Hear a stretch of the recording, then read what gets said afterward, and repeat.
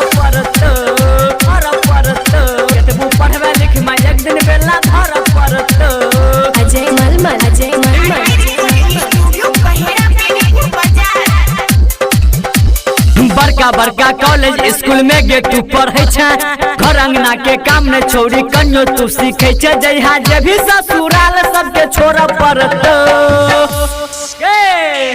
केतबू पढ़वे लिखमा एक दिन बेला धर परतो केतबू पढ़वे लिखमा एक दिन बेला धर परतो केतबू पढ़वे लिखमा एक दिन बेला धर परतो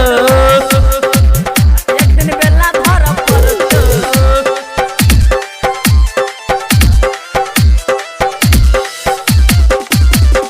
अजय मलमल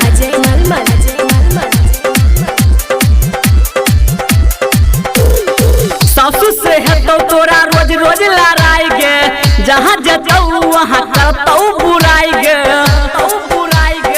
छौरी कौन सासू से हेतौ तोरा रोज रोज लड़ाई गे जहाँ जतौ वहाँ करतौ बुराई गे जे कहबे त शाम सबटा कर परतौ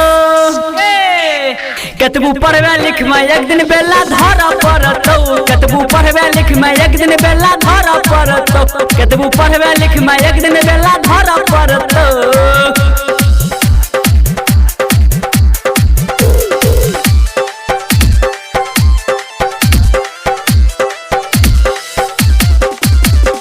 अजय मलमल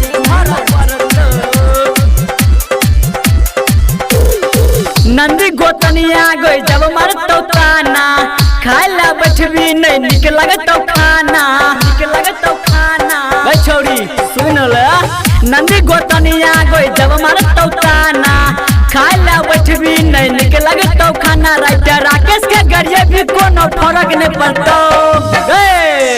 केतबू पढ़वे लिखमा एक दिन बेला धर परतो केतबू पढ़वे लिखमा एक दिन बेला धर परतो केतबू पढ़वे लिखमा एक दिन बेला धर परतो।